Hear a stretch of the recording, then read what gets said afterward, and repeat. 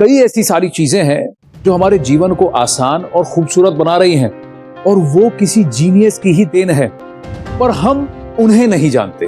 लेकिन इस मंच पर जीनियसेस को डायरेक्ट आपसे मिलवाया जाता है ताकि आगे चलकर उनके आविष्कारों के साथ साथ आप उन्हें भी याद रखें। Welcome to Byju's young genius season 2।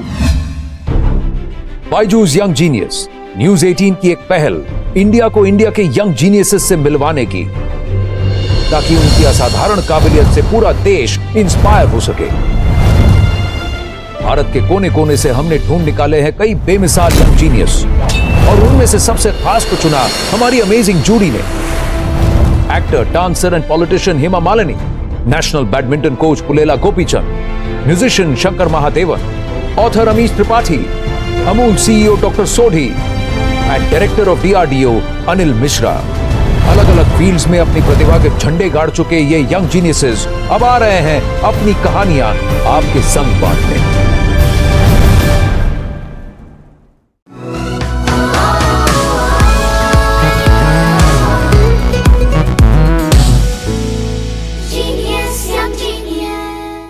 मैं हूं आनंद नरसिम्हन, आपका होस्ट और इस सफर में आपका सूत्रधार। हमारी आज की पहली जीनियस का मानना है कि नए भविष्य के लिए नया नजरिया जरूरी है और उनकी सोच सही भी है।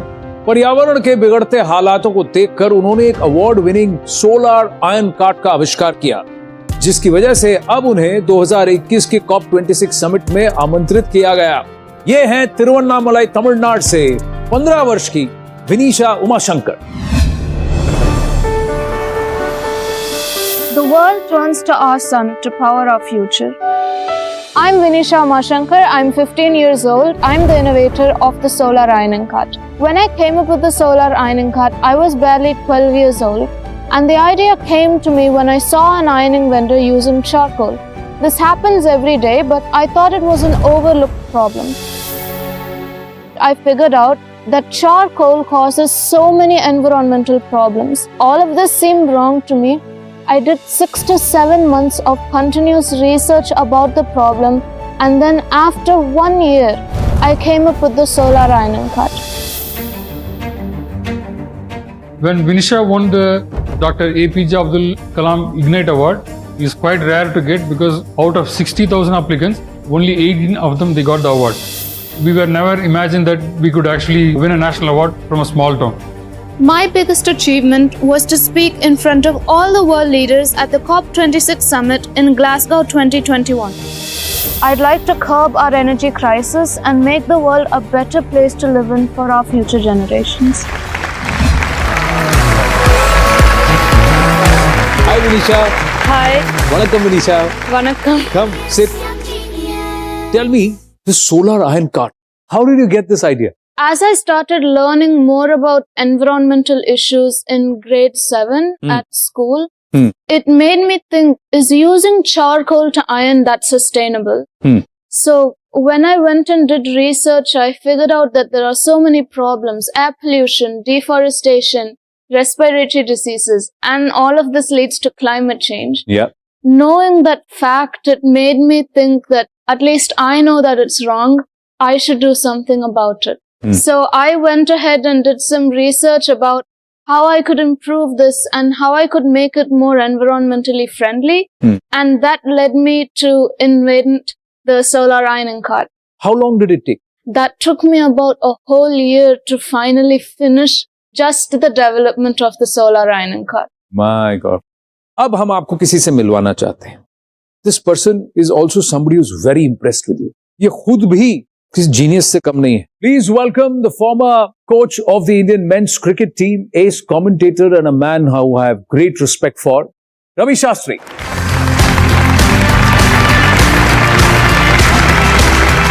How are you? Genius? Really good. How are you, Betty?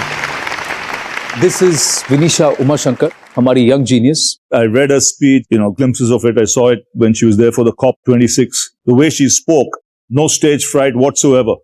Many, many congratulations. You know what she did there? People keep talking about the future. She brought the future to the present. Fabulous. Thank you so much. And I think that's a really nice way to put that. Bringing the future into the present. Yep. Yeah. But let's look at some of these images. Can you explain to us the solar iron cart? How does it work, Vinisha? So in the solar ironing cart, the top part right there, that's gets where power. the solar panels are located. And then you see that Indian flag? Yes. If you actually open it, there's a place where you can keep ironed clothes, but Wow. there's also a battery there. That battery stores the extra electricity from the solar panels, but any electricity that is used goes directly to the iron box. Right there is the iron box.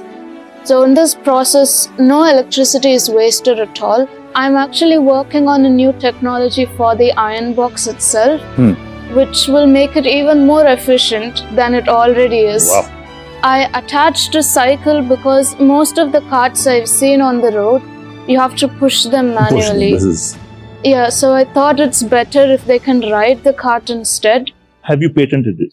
Yes, because I'm 15, I don't technically already own the patent. I have it under a guardian's name. Correct.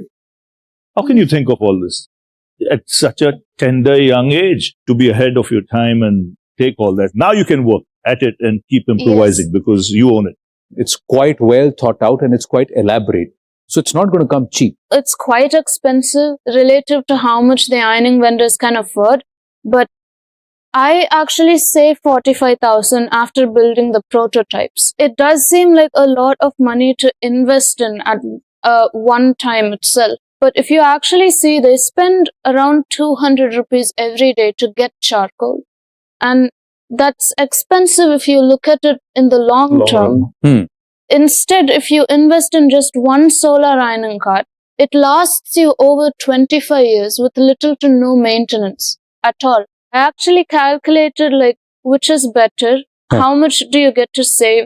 I think with the solar ironing cart, you only incur about 8 rupees as a profit, but with the charcoal based irons, it's 0.68 something.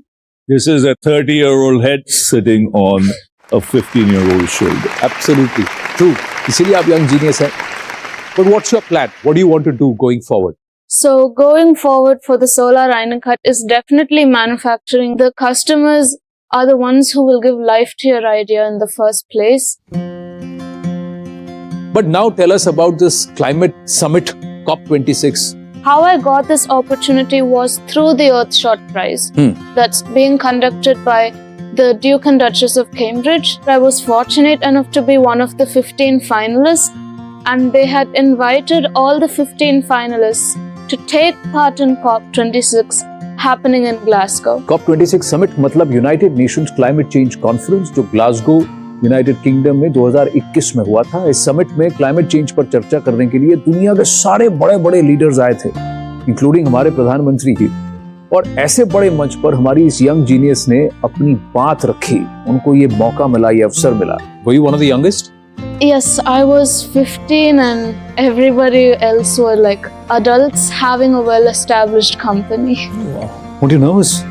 Actually, I was nervous before going on stage, but once I went on stage and got a read of the audience, I was completely fine actually. You know why?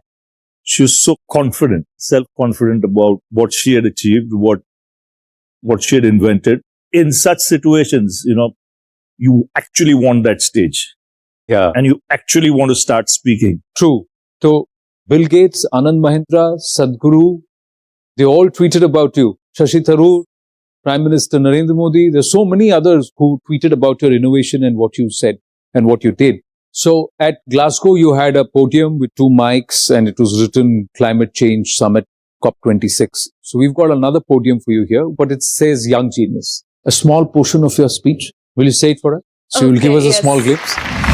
Me and my generation will live to see the consequences of our actions today. Yet none of what we discuss today seems practical to me. You are deciding whether or not we have a chance to live in a habitable world, whether or not we are worth fighting for, worth supporting, and worth caring. Many of my generation are angry and frustrated with leaders who have made empty promises and failed to deliver. And we have every right to be angry. But I have no time for anger. I want to act. I'm not just a girl from India. I am a girl from Earth and I'm proud to be so. I'm a student, innovator, environmentalist, and entrepreneur. But most importantly, I'm an optimist. Lovely.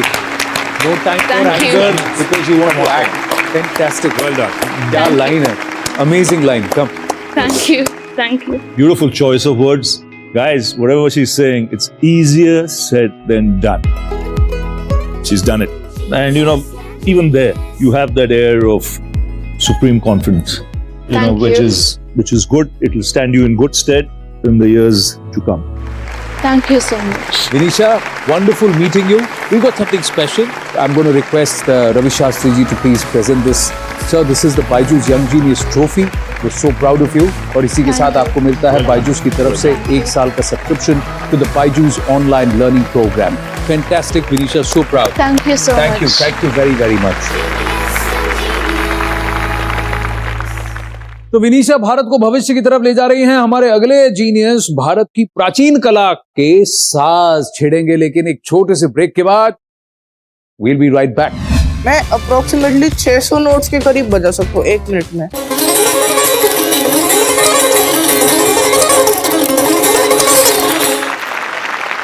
Covid का ये काल जो है आपके लिए, आपके परिवार के लिए थोड़ा कठिन रहा है। जब हमारे पूरी फैमिली को कोविड हुआ था, हम सब पॉजिटिव थे। हाँ। और तब कोविड की वजह से दादा और पापा की जान गई थी। अब मैं उन्हीं का सितार बजाता हूँ और मुझे सितार को आगे जाके वर्ल्ड लेवल पर हर जगह बजाना है। Welcome back to BYJU'S young genius. हमारे अगले जीनियस बहुत छोटी सी उम्र में बहुत बड़ी जिम्मेदारी संभाले हुए।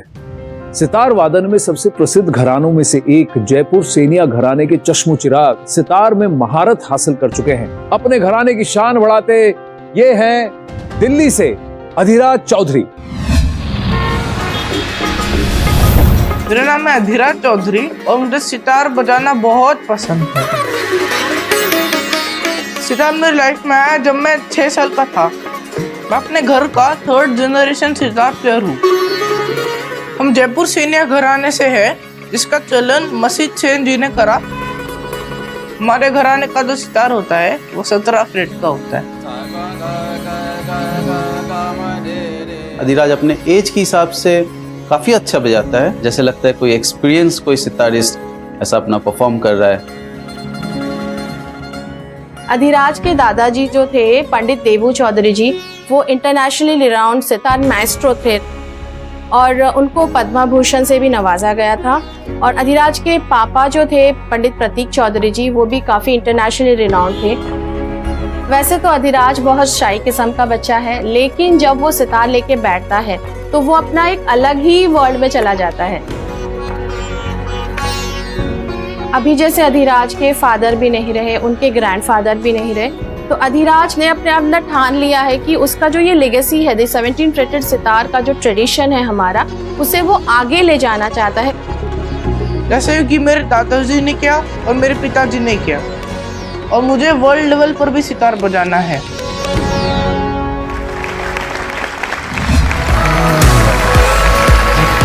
नमस्ते अधिराज। नमस्ते जी। कैसे हो? ये बहुत अच्छा। आइए बैठिए। आप सितार बजा रहे हैं इतनी छोटी सी उम्र में? जी, मैं सितार बजाता हूँ जी छोटी सी उम्र में, वो भी 17 फ्रेटेड सितार, जो हमारे ट्रेडिशन का सितार है, सेनिया घराने का। आप अपना सितार लाए हैं? जी, मैं अपना सितार भी लाया। तो आप जरा हमारे दर्शकों को और हमको जरा समझाएं, ये 17 फ्रेट सितार क्या होता है? जी, फ्रेट्स हो गए ये, जैसे अभी मैं 17 फ्रेट्स बजा के सुना देता हूँ।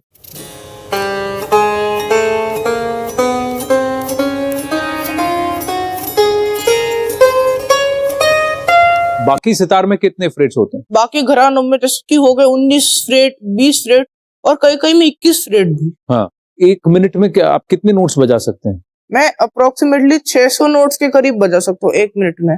1 मिनट में 600 नोट, यानी 1 सेकंड में 10 नोट? जी, अप्रोक्सीमेटली। अरे बाप रे, जरा थोड़ा बजा के दिखाएंगे?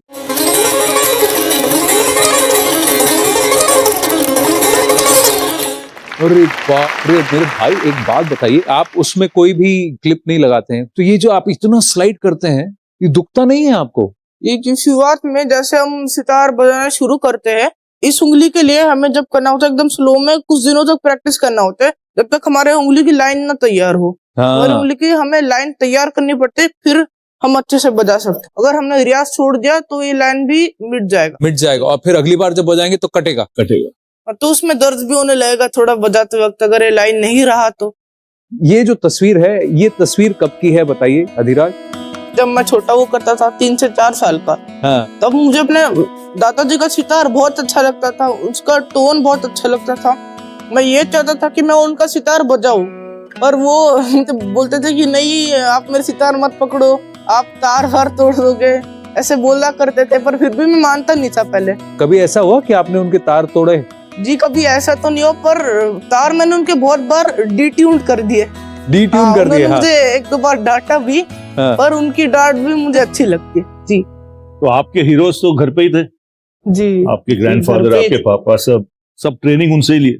ट्रेनिंग तो मैंने ग्रैंडफादर से ली और मैंने अपने पिताजी से भी ली। आपको पता है इनका नाम रवि शास्त्री कैसे पड़ा?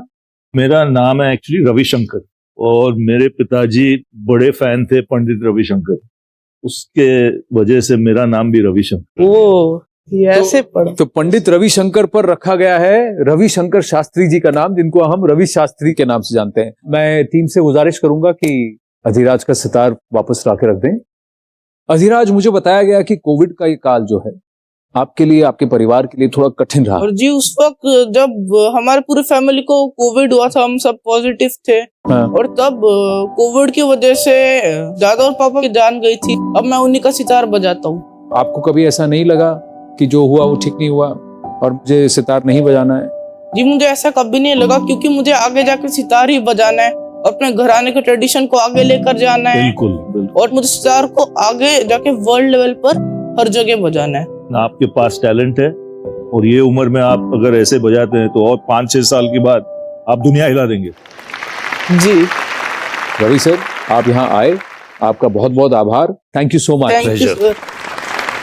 Good luck. तो अधिराज, आप सितार इसलिए बजा रहे हैं क्योंकि आपको घराने को आगे बढ़ाना है, या आप सितार इसलिए बजाते हैं क्योंकि आपको सितार बजाने में मजा आता है? जी दोनों। जब मैं छोटा था, मैं उन सितार का साउंड बहुत अच्छा लगता था, तो उसके बाद मेरे दादाजी ने मुझे सितार सिखाना शुरू करा। उन्होंने कहा कि ये हमारा घराना है, 17 फेट सितार का ट्रेडिशन है, इसको आगे लेकर जाना है हमें। फिर मुझे इसके बारे में पता चला, तो अब मुझे दोनों ही करना है। सितार का साउंड भी मुझे अच्छा लगता है और मुझे घराने का ट्रेडिशन भी आगे बढ़ाना है। सितार का ट्रेडिशन भी आगे बढ़ाना है। तो फिर अब मैं आपको एक मैसेज सुनवाता हूँ। उन्होंने इस यंग जीनियस मंच का जो एंथम है उसको कंपोज भी किया है, और म्यूजिकल बैकग्राउंड है इनका, परिवार वैसे ही है और इंक्लिनेशन उनका वैसा है, तो उनका आपके लिए बहुत खास मैसेज है। I've just heard the clip of Adhiraj and he sounds very promising for a boy who's 13 years old and plays sitar so beautifully. I can see it in his eyes that when he plays sitar, he plays it with so much passion and so much love that this truly will be his passion and his joy for the rest of his life. But for now, he's really making his gharana very, very proud. His father and his grandfather would be blessing him from heaven. I'm so touched to see that he continues his family's legacy. यह है Salim merchant. अब हम अधिराज से पूछते हैं, इस मंच पर आप परफॉर्म करेंगे? जी चलिए, तो आप तैयार हो जाइए, हम भी आपके लिए मंच तैयार करते हैं।